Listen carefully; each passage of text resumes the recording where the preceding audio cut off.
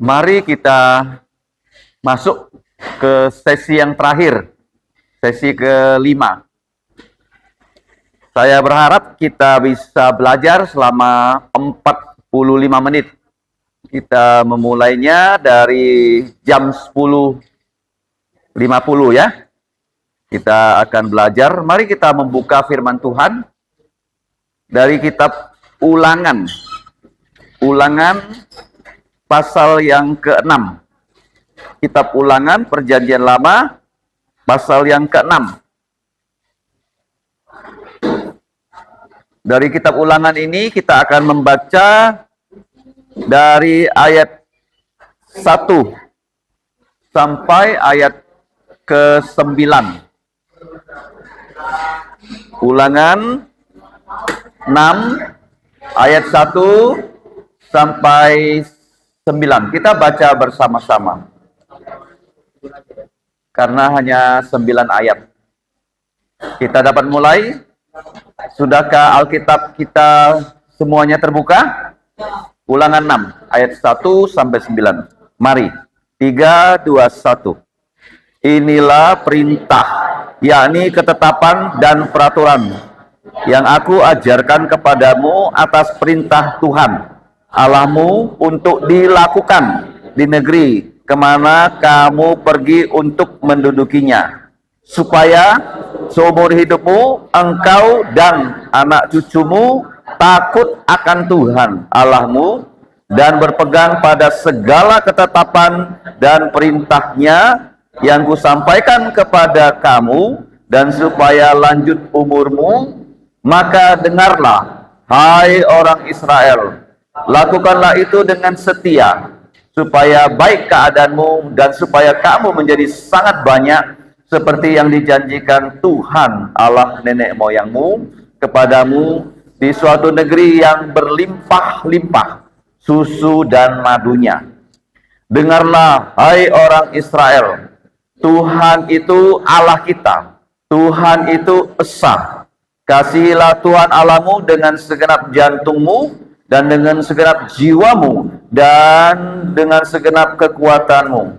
Apa yang kuperintahkan kepadamu pada hari ini haruslah engkau perhatikan, haruslah engkau mengajarkannya berulang-ulang kepada anak-anakmu dan membicarakannya apabila engkau duduk di rumahmu, apabila engkau sedang dalam perjalanan, apabila engkau berbaring, dan apabila engkau bangun.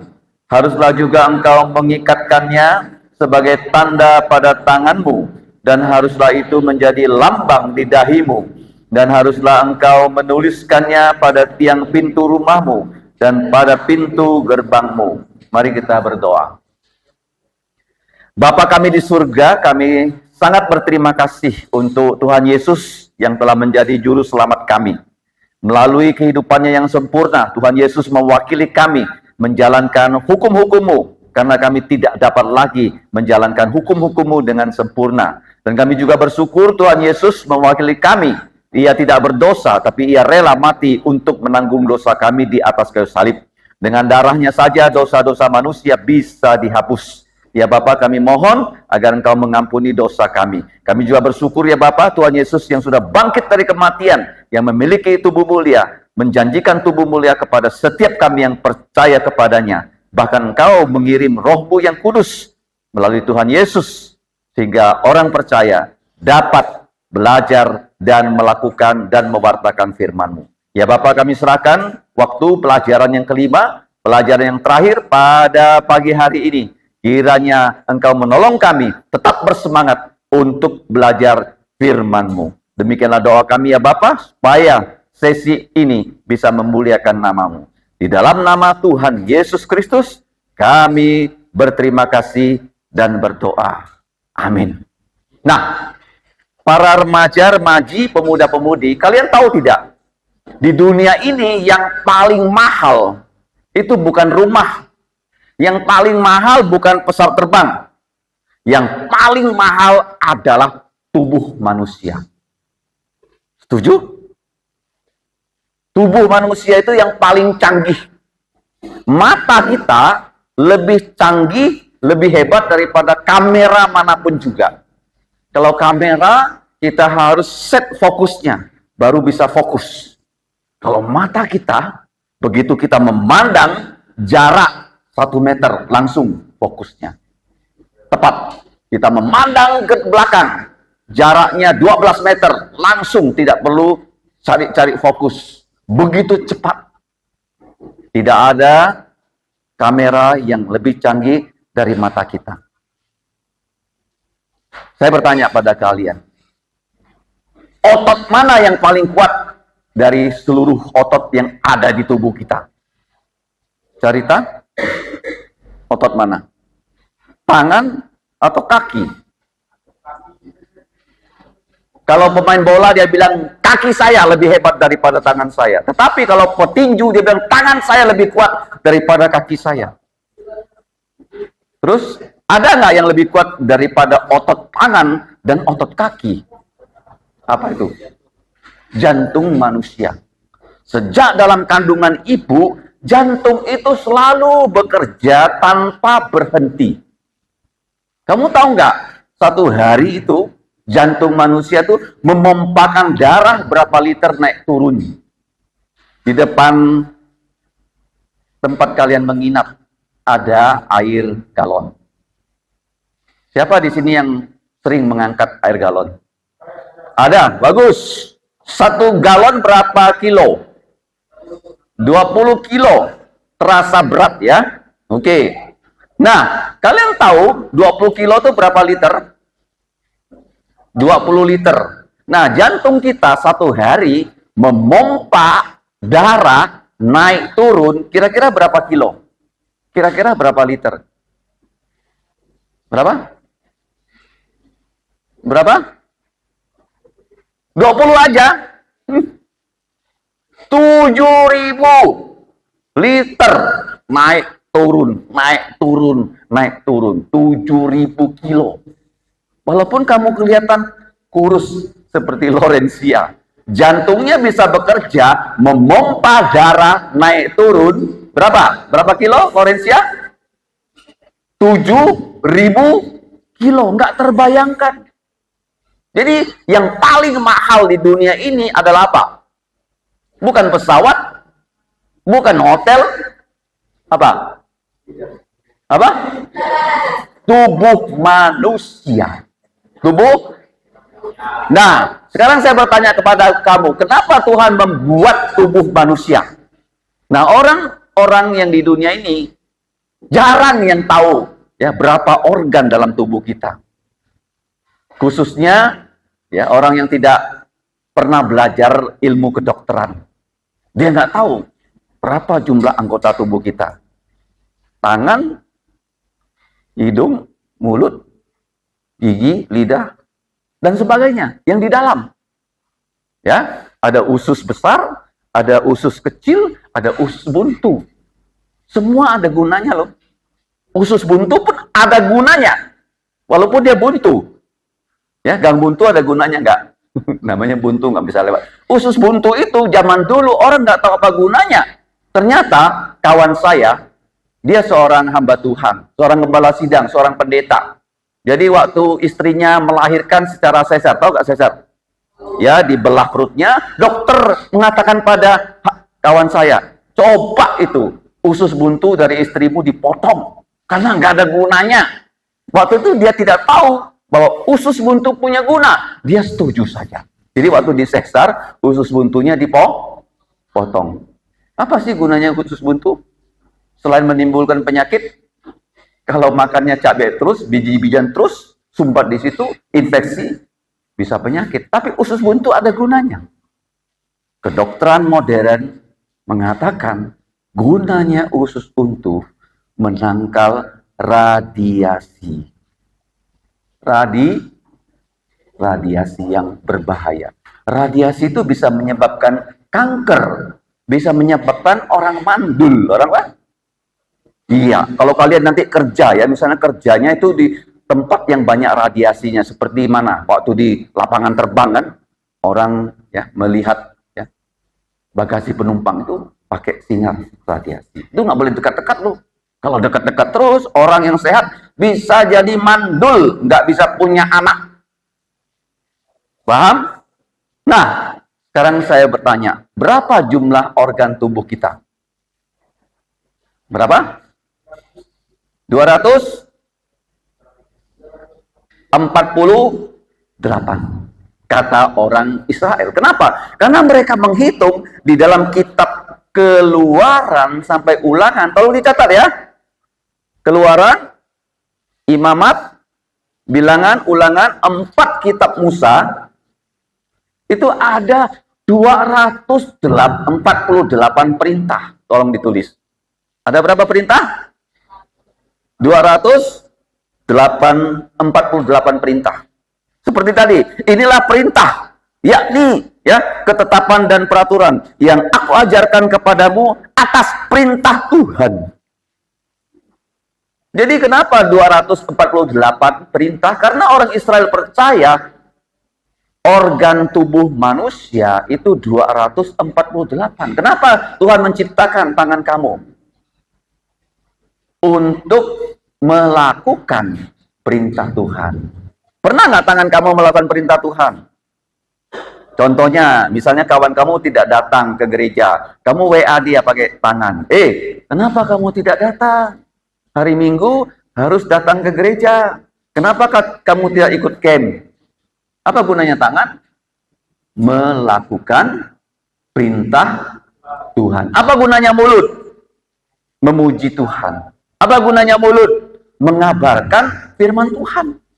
Apa gunanya kaki? Pergi mengabarkan Injil. Jadi semua anggota tubuh kita Tuhan buat untuk melakukan apa?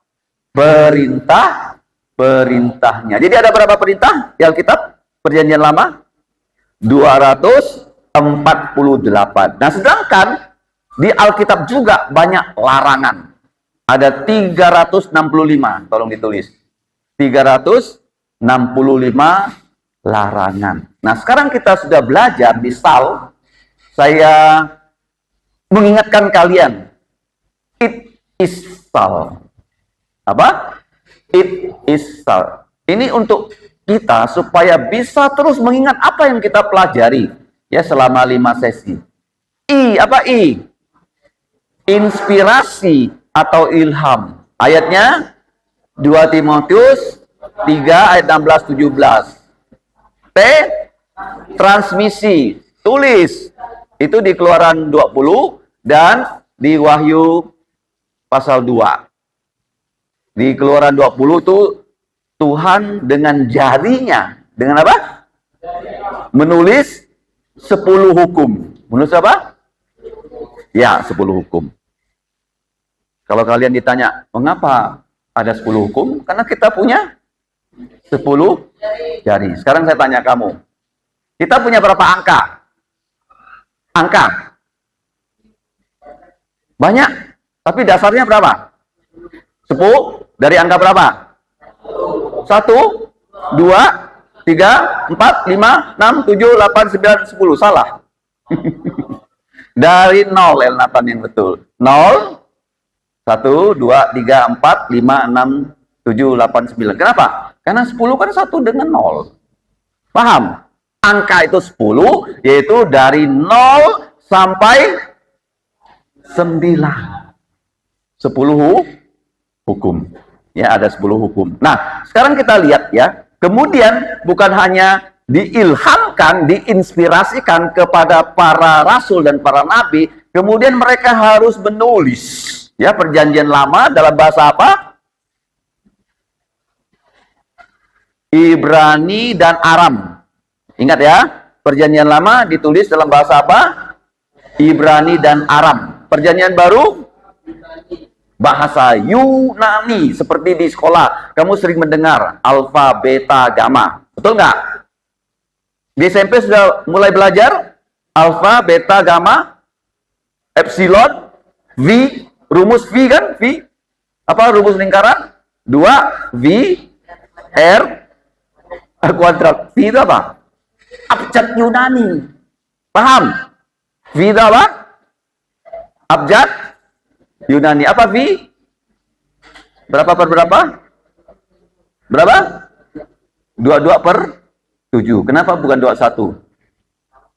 Jadi kalau 21 ya jadi 3. 22 bagi 7. Yaitu namanya koefisien. Koefisien V. Nah, bahasa Yunani dipakai oleh Roh Kudus untuk menulis Perjanjian Lama. Sekarang saya tanya, Perjanjian Lama, Perjanjian Baru itu tidak ada cacat, tidak ada celah. Bisa tidak Tuhan menggunakan orang yang berdosa seperti Musa, Yohanes, menghasilkan kitab suci, Perjanjian Lama, Perjanjian Baru dalam bahasa asli yang tidak ada salah? Bisa nggak? Bisa nggak? Kenapa bisa? Ada contoh nggak? Contohnya ada. Maria. Maria orang berdosa tidak? Berdosa. Tuhan Yesus yang dikandung? Berdosa nggak? Hah? Kenapa tidak berdosa? Karena dikandung dengan kuasa Roh Kudus. Tuhan Yesus tidak seperti kita, punya bapak jasmani. Siapa bapak jasmani Yesus? Yusuf bukan. Maria itu tidak kawin dengan Yusuf, melahirkan Yesus. Yusuf itu bukan bapak jasmani, bapak angkat. Bapak apa? Ya, kamu jangan bilang bapaknya Yesus itu Yusuf. Itu bukan, dia hanya bapak angkat. Bapaknya Yesus secara jasmani ada nggak? Hah? Ada? Ada nggak? Tidak ada. Karena perawan mengandung dengan kuasa Roh Kudus. Yesus tidak punya bapak jasmani, tapi dia punya bapak sorgawi. Paham? Kamu dan saya punya bapak jasmani dan punya bapak sorgawi. Yesus hanya punya bapak angkat secara jasmani, namanya Yusuf. Dia punya bapak sorgawi. Jadi dia dikandung dengan kuasa Roh Kudus, lahirnya menjadi manusia satu-satunya yang tidak berdosa. Seperti Alkitab.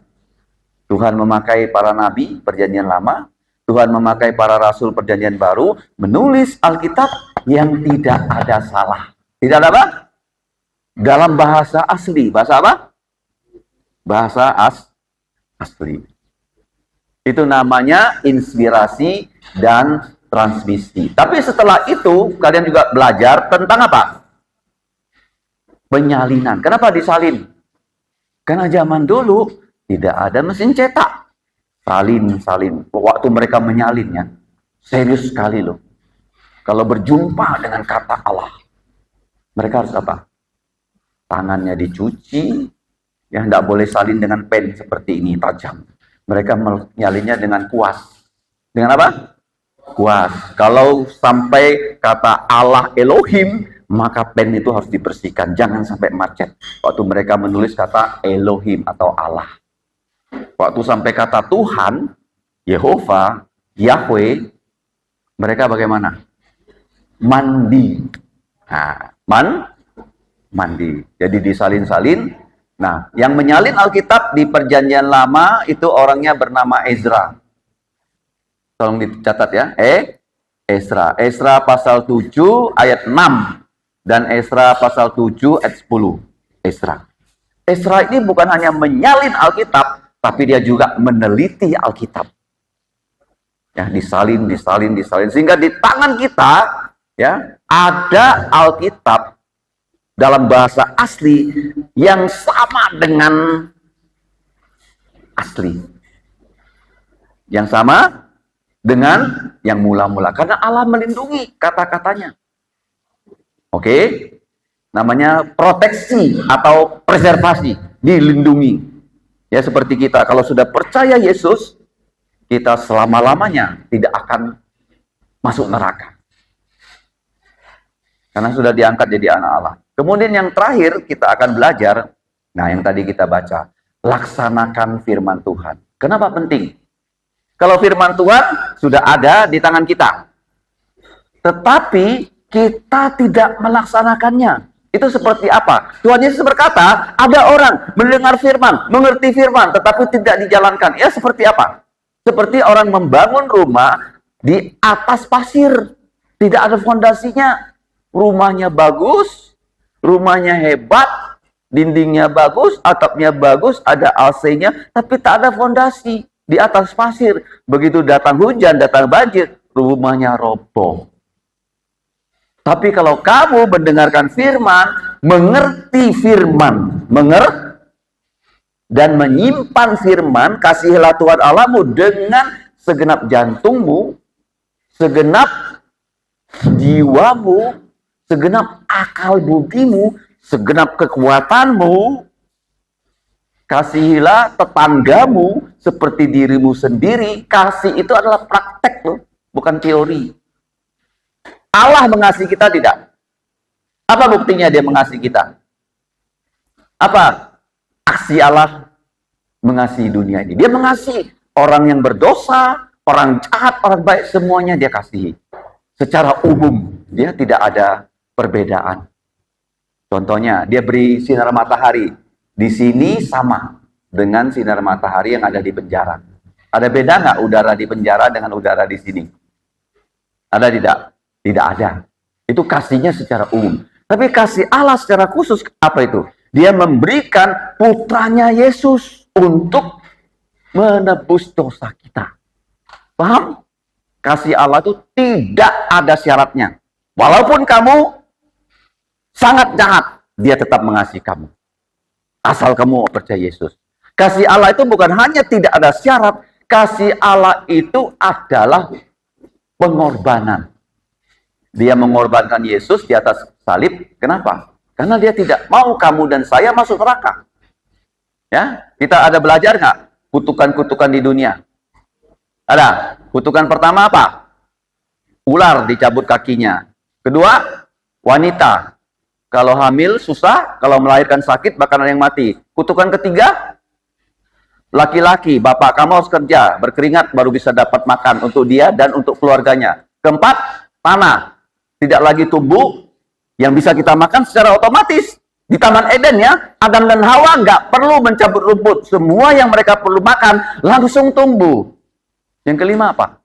Setiap manusia dari tanah kembali ke tanah. Ya banyak orang mati, termasuk kawan-kawan saya. Saya kaget sekali loh, tiba-tiba dapat WA. Ini fotonya, kamu masih ingat dia nggak? Saya sudah tidak ketemu dia 40 tahun. Saya bilang, kenapa dia? Dia sudah mati. Kenapa? Jantung. Itu 2 minggu lalu. Waktu saya di Singapura kemarin, ada lagi kawan saya di Jakarta, kirim saya berita. Dia bilang, suami saya baru dipanggil pulang ke rumah bapak. Belum terlalu tua loh. Saya lebih tua daripada mereka. Kenapa manusia mati? Karena dosa. Upah dosa adalah maut. Kutuk kelima. Kutuk keenam apa? Menara Babel. Belajar bahasa gampang nggak? Gampang? Mas, siapa yang bilang gampang? Semua geleng-geleng susah. Ya. Kenapa susah? Kutuk keberapa? Keenam. Kutuk ketujuh apa?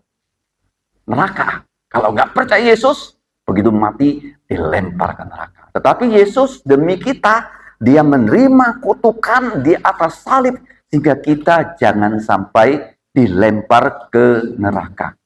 Jadi kalau kita lihat ya, Allah mengasihi kita, dia ingin ya kita semua diberkatinya dengan berapa cara? 1, kamu harus percaya Yesus. Nah, pelajaran yang kamu sudah ikuti selama 4 sesi, kalau kamu belum percaya Yesus, saat ini ya harus percaya Yesus. Kalau enggak, kamu sia-sia hidup dalam dunia ini. Enggak ada gunanya. Ya, kalau kamu tidak percaya Yesus. Semuanya itu tidak bisa membuat kita masuk surga. Nah, sekarang kalau kita lihat ya, setelah kita tahu kita punya Alkitab yang sempurna di tangan kita dalam bahasa asli, sudah diterjemahkan dalam bahasa Indonesia, kita perlu yang terakhir apa laksanakan firman Tuhan. Nah, sekarang melaksanakan firman Tuhan dalam Ulangan pasal 6 sudah diperintahkan. Inilah perintah harus dijalankan. Kemudian Tuhan bukan hanya meminta kita melakukan saja loh. Dia mau memberkati hidup kamu dan saya dengan kamu melakukan firman Tuhan. Masih ingat ayat yang sangat terkenal? Carilah dahulu kamu semua kerajaan Allah dan kebenarannya, maka semuanya akan ditambahkan kepada kamu. Di dunia ini hanya ada dua manusia yang punya nama ada hubungannya dengan Allah, yaitu Israel dan orang Kristen. Nah, sekarang mari kita lihat di Keluaran pasal 6 saja. Ya, kalau kamu melakukan firman Tuhan, tolong diingat. Tuhan tidak pernah ya minta kita melakukan sesuatu tanpa Dia memberikan kita kekuatan. Pasti. Ya, kalau Tuhan menyuruh kamu melakukan satu hal, Dia pasti yang memberikan kamu kekuatan untuk melakukan hal itu. Contohnya Maria. Maria tuh diberi perintah untuk melahirkan Yesus. Kamu ingat nggak? Saat itu Maria tuh usianya sudah berapa tahun? Cantika. Maria waktu menerima perintah untuk mengandung bayi Yesus dan melahirkan Yesus. Kira-kira umurnya berapa? Perawan muda. Berapa? Belasan tahun. Di sini siapa yang umurnya 15? Angkat tangan. Masih belasan loh. Kalau ini saudara Michael umur berapa? Sudah? 29 kamu lihat ya. Dia sudah bekerja. Berapa tahun bekerja? 8 tahun. Maria tuh masih apa? Remaji. Tahu nggak remaji? Tahu remaji kan? Remaji itu teenager. Orang belasan tahun tapi wanita. Kalau remaja, belasan tahun tapi laki-laki. Maria tuh masih sangat muda. Jadi Tuhan kalau meminta kamu, memerintahkan kamu melakukan sesuatu, Dia beri kamu kemampuan. Apa? Kemampuan. Ya, yang kedua, kalau kamu melakukan perintah Tuhan, walaupun kelihatannya kecil, ya orang banyak ya, oh saya ini mau jadi presiden, baru saya mau kerja. Padahal kamu tahu nggak? Tuhan mengatakan, kalau kamu setia dalam hal-hal kecil, hal-hal apa? Maka Tuhan akan beri kamu tanggung jawab perkara besar. Misalnya begini, ya kalau di sini, contohnya Atien, saya kasih dia tugas kecil. Apa tugas kecilnya? Nyapu. Ya? Nyapu kecil nggak? Kenapa kecil? Karena orang yang kerjanya nyapu, gajinya kecil. Kamu tahu nggak apa beda tugas kecil dengan tugas besar? Kalau tugas kecil, gajinya kecil. Apa? Kalau tugas besar, gajinya apa? Besar. Jadi orang kalau disuruh kerja yang kecil-kecil, dia nggak mau. Suruh nyapu, suruh ngepel, suruh cuci piring. Wah, nggak mau saya. Padahal kalau di mata Tuhan, kalau kamu setia, nanti cuci piring, nanti habis camp, bereskan ruangan. Kamu melakukannya dengan setia. Wah, kamu akan diberi tanggung jawab yang besar. Saya baru pulang dari Singapura. Orang Singapura itu di gereja Kalvari Pandan. Apa kelebihan mereka? Begitu mereka selesai acara, nggak usah disuruh. Langsung semuanya turun tangan, ringan kaki, bereskan. Apa? Nah, nggak perlu disuruh-suruh. Kamu kerja itu, nggak usah. Semuanya dengan apa? Otomatis melaksanakan pekerjaan Tuhan. Contohnya, saya tadi masuk gerbang. Saya lihat ada rumput. Saya yang buka gerbang. Ya. Saya lihat rumput. Kira-kira saya jalan lalu atau apa? Saya berhenti sebentar loh. Saya cabut rumput loh. Apa? Saya apa? Kamu kalau lewat gerbang situ, jangan keluar masuk, keluar masuk. Begitu banyak rumput. Nanti orang lihat gereja kita. Kok gereja ini kayak nggak terurus ya? Di halaman depan aja banyak rumput. Pada rumput tuh kamu berhenti sebentar, kamu cabut bersihkan. Gampang. Asal kamu mempunyai mental, merasa memiliki. Merasa apa? Ya kalau kamu nggak merasa memiliki, begitu kamu lihat dia ada sampah, ya lewat aja. Karena nggak ada yang tahu kan? Nah, jadi kalau kamu melakukan pekerjaan Tuhan, mulai dari yang besar atau kecil? Nah, contohnya menghitung orang kan, ya? Tiap minggu kan? Kalau kamu tak hitung, kamu tak kirim saya, buletinnya jadi nggak? Jadi, tapi kok orang lihat, kok nggak ada statistik ini? Lucu. Ngerti? Misalnya Michael, ya, saudara Michael, dia sudah selesaikan, ya, yaitu buletin mingguan. Tapi dia nggak post di mana? Di grup gereja. Bagaimana? Besar atau kecil? Kerjaannya kecil, tapi bagaimana? Punya dampak yang besar. Jadi Tuhan memberikan kita tugas, mulai yang kecil, terus menjadi tugas yang besar, kalau kita setia dalam perkara yang kecil. Nah, seperti apa yang dianggap kecil? Tiap hari membaca firman Tuhan. Ada baca Alkitab nggak tiap hari? Harus ya, orang Kristen harus baca Alkitab setiap hari. Setiap apa? Memang susah ya, kalau kita mau ya melakukan hal yang baik. Kalau melakukan hal yang jahat itu gampang sekali. Ya, Tuhan memberikan kita perintah dan melakukannya, dan dia memberi kekuatan. Itu yang pertama. Yang kedua, Tuhan setelah kita melakukan perintahnya, ada apa? Janji berkat apa? Janji berkat. Tuhan tidak pernah ya menyuruh kamu melakukan sesuatu dan dia tidak memberkati kamu. Contohnya, saya kasih contoh sebelum kita belajar 10 hal di sini. Waktu Petrus dan kawan-kawan, Tuhan Yesus meminjam perahunya untuk mengajar dari atas perahunya Petrus. Terus orang mendengarkan pengajaran Yesus di tepi pantai. Setelah itu Tuhan Yesus, apakah dia bilang, Petrus pulang aja kan? Sudah selesai. Enggak loh, Tuhan Yesus tahu semalam-malaman Petrus tidak menangkap ikan. Berapa? Semalam-malaman. Apa yang terjadi? Tuhan Yesus bilang sama Petrus, Petrus, bawa perahu agak ke tengah. Tebarkan jalamu ke tengah. Petrus ini, dia pasti merasa heran. Karena Petrus, dari muda sampai tua dia jadi nelayan. Tuhan Yesus apa kerjanya? Apa kerja Yesus? Tukang kayu kan? Yusuf tukang kayu, bapak angkat, dia tukang kayu.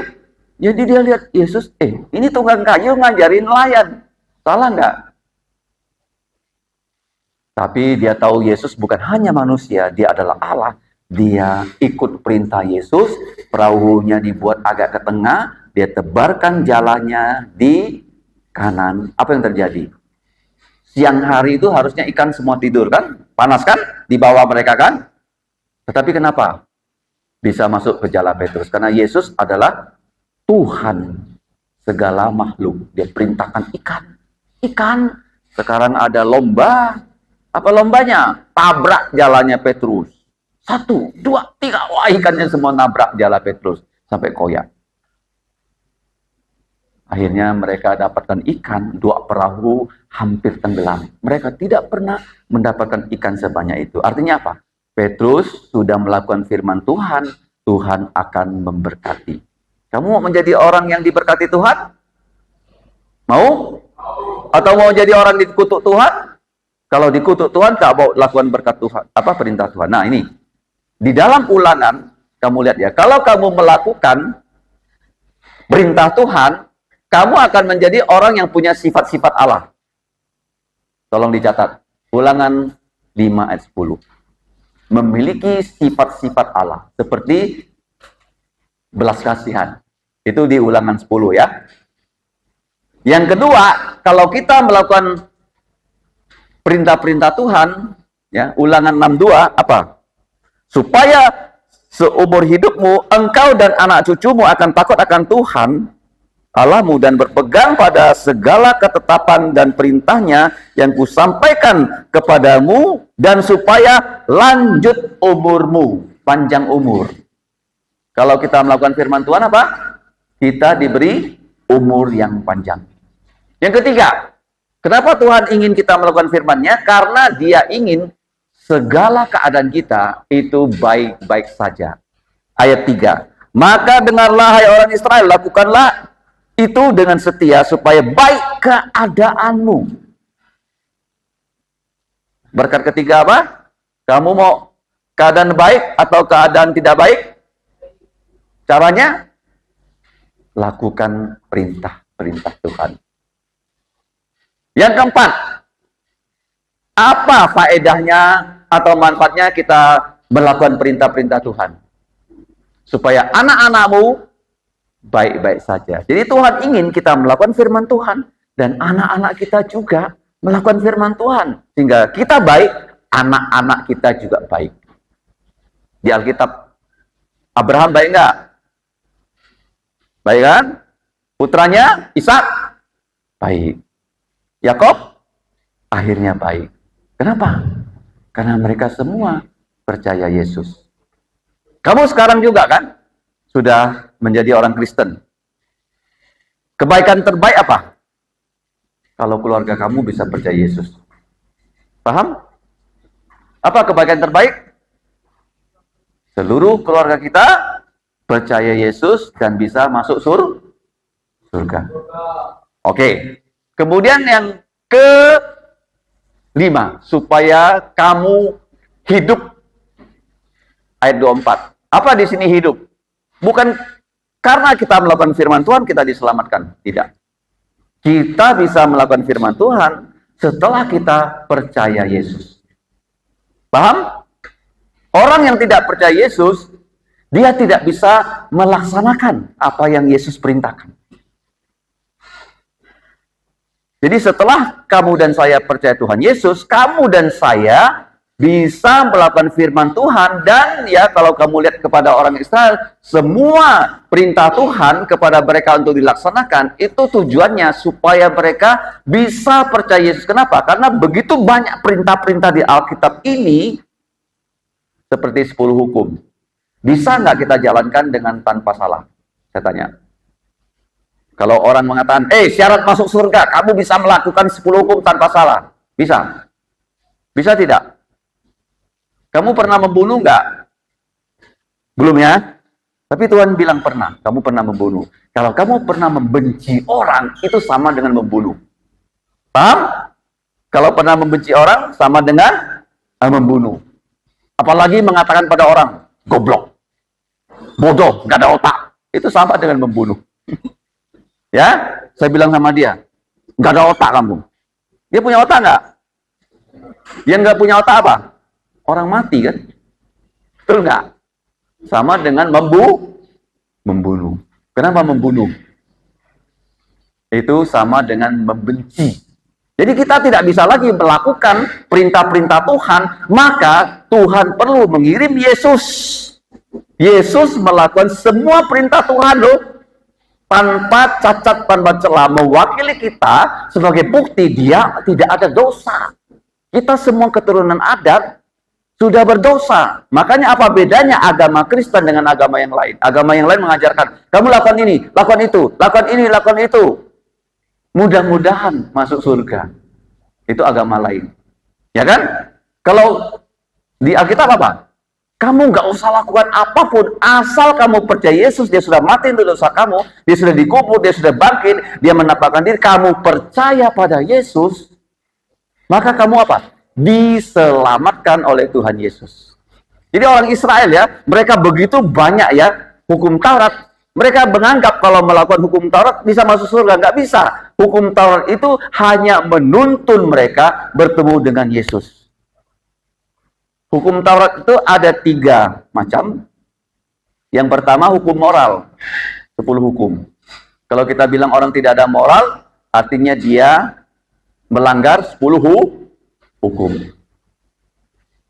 Yang kedua, ya hukum seremoni. Begitu banyak. Ya, di gereja hukum seremoni sudah dibuat hanya 2. Yaitu yang pertama apa? Baptisan. Di sini ada tidak yang belum dibaptis? Ada. Sudah percaya Yesus? Harus dibaptis. Ya, kalau kamu ke gereja kita, kamu belajar, nanti bulan Desember bisa dibaptis. Siapa nama kamu? Stephen. Ya. Oke. Sudah diganti dengan baptisan. Baptisan menggantikan sunat. Yang kedua, perjamuan kudus menggantikan Paskah. Kalau hukum sipil yang ketiga, itu orang Israel, kalau kamu baca di Keluaran 21, itu hukum sipilnya. Ya sudah, tidak lagi kita perlu taati, tapi kita hanya diperintahkan Tuhan menaati hukumnya Indonesia. Jadi hukum Taurat itu menuntun manusia bertemu dengan Yesus. Oke, itu yang ke-5. Yang ke-6, kalau kita melakukan perintah Tuhan, seperti orang Israel ayat 3, akan dibuat menjadi sangat banyak. Ya, dari 75 jiwa dibuat ya mereka menjadi 2 juta lebih manusia. Kemudian yang ke-7, ya, kamu akan sejahtera. Coba baca ayat 18. Ulangan 6 ayat 18. Haruslah engkau melakukan apa yang benar dan baik di mata Tuhan, supaya sejahtera keadaanmu dan engkau memasuki dan menduduki negeri yang baik yang dijanjikan Tuhan dengan sumpah kepada nenek moyangmu. Ya, di Indonesia banyak tempat yang namanya sejahtera kan? Gang sejahtera kan? Betul nggak? Nah, apa itu sejahtera? Sejahtera itu ya, Tuhan menyediakan semua yang kita perlukan. Itu namanya sejahtera. Apa itu sejahtera? Tuhan menyediakan semua yang kita perlukan. Ya, kita banyak keperluan loh. Tapi kalau Tuhan yang sediakan, nah kita menjadi orang yang sejahtera. Kalau kita tidak menerima apa yang Tuhan sediakan, seperti tidak percaya Yesus, orang itu tidak pernah sejahtera selama-lamanya.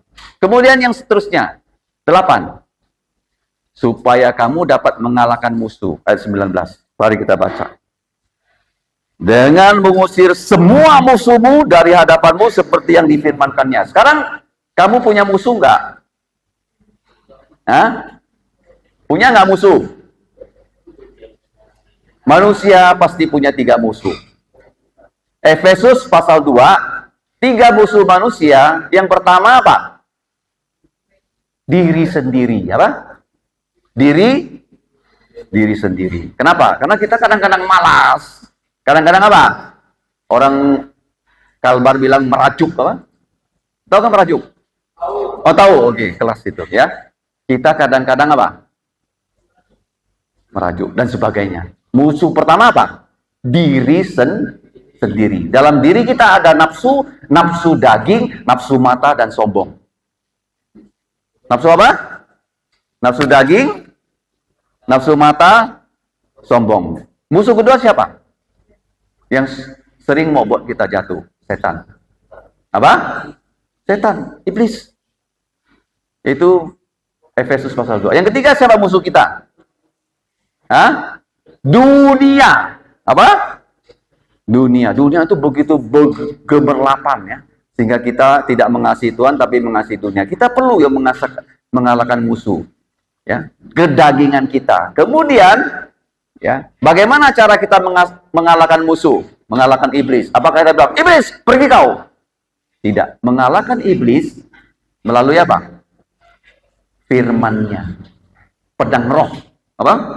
Pedang, seperti Yesus waktu dicobai 3 kali, dia menggunakan firman Tuhan. Dari Ulangan pasal 6, pasal 8, dia mengalahkan iblis. Iblis hanya takut kepada apa? Firman Tuhan yang adalah pedang roh. Jadi kalau kamu melakukan perintah-perintah Tuhan, kamu bisa mengalahkan musuh-musuhmu. Musuh kita yang terakhir apa? Mati. Apa? Maut. Tapi kalau kamu percaya Yesus, kamu tidak takut mati. Kenapa? Begitu kita mati, Tuhan Yesus kirim banyak malaikat bawa kita ke sorga. Tapi kalau orang tidak percaya Yesus bagaimana? Kalau dia mati, langsung rohnya dimasukkan ke dalam neraka. Masih ingat keadaan neraka? Apinya tidak padam, ulatnya tidak mati, terus tidak ada kawan. Apa? Tidak ketemu loh orang di neraka satu dengan yang lain loh. Kalau ketemu mereka bisa kelahi. Kalau ketemu mereka bisa apa? Selingkuh. Betul nggak? Nggak boleh ketemu. Di neraka itu semua dihukum. Nggak bisa jumpa satu dengan lainnya. Panas, sakit, dan sendiri. Nah, kemudian yang berikutnya, 9. Supaya kamu mendapatkan kebaikan yang terbaik. Apa tuh kebaikan terbaik? Tadi saya bilang sama kamu. Bisa percaya Yesus dan bisa belajar firman-Nya dan melakukan firman-Nya. Apa kebaikan terbaik? Bisa percaya Yesus dan bisa belajar firman-Nya dan melakukan firman-Nya. Nggak ada yang lebih baik daripada itu. Ya, kalau kamu belajar di sekolah, ilmu kamu nanti nggak kepakai. Di surga perlu dokter nggak? Kenapa nggak? Atian, kenapa di surga nggak perlu dokter? Atian? Nggak ada yang sakit. Di surga perlu bengkel nggak? Kenapa? Kita nggak perlu motor lagi, punya tubuh mulia. Mau ke Jakarta, Jakarta. Ya, paham? Nah, jadi apa yang kamu pelajari sekarang nanti nggak kepakai. Tapi firman yang kamu pelajari, seperti Maria, tidak akan pernah diambil dari kamu. Paham? Ini adalah pengetahuan untuk selama-lamanya. Di surga nanti kita juga akan seperti sekarang belajar firman Tuhan. Kenapa? Karena Tuhan itu tidak terbatas. Kita belajar 1 juta tahun, belum selesai. Belajar lagi 2 juta tahun, belum selesai. Karena Allah kita Allah yang tidak terbatas. Sebut, 1, 2, 3. Allah yang tidak terbatas. Kenapa kamu tamat SMP? Pelajarannya sudah tamat. Kalau Allah tidak terbatas. Bisa tamat nggak belajar tentang Allah? Ya, aku udah selesai lu belajar tentang Allah. Nggak bisa. Terakhir, ya, apa kebaikan yang terbaik? Percaya Yesus dan bisa belajar firman-Nya. Jadi kalau kamu belajar firman Tuhan, ya kamu belajar. Gimana supaya kamu bisa maju kalau belajar firman? Kamu harus kasih tahu orang yang belum tahu. Ngerti ya? Kamu memberitahu pada orang yang tidak tahu supaya mereka tahu firman. Dan nanti Tuhan tambahkan yang baru kepada kamu. Caranya belajar firman bagaimana? Belajar, dan mengajar. 1, 2, 3. Belajar, dan mengajar. Belajar, dan melaksanakan. 1, 2, 3. Belajar, dan melaksanakan. Gak ada orang yang belajar motor, tapi dia nggak pernah naik motor. Ada nggak orang belajar renang hanya di mana? Di atas kasur. Berenang gini aja, tapi nggak pernah ke kolam renang. Nggak boleh ya. Nah, yang terakhir 10 apa? 6, 2, 5. Kita baca. 1, 2, 3. Dan kita akan menjadi benar apabila kita melakukan seluruh perintah itu dengan setia di hadapan Tuhan Allah kita seperti yang diperintahkannya pada kita. Jadi pentingnya kita bukan hanya pendengar firman, tapi kita mau menjadi apa? Pelaku firman. Kalau Tuhan memerintahkan kita melakukan firman-Nya, pasti apa? Dia memberikan kita kekuatan. Ya kan? Yang kedua, kalau kita sudah melakukan firman Tuhan, walaupun kecil, tapi apa? Pasti ada upahnya. Apa upahnya?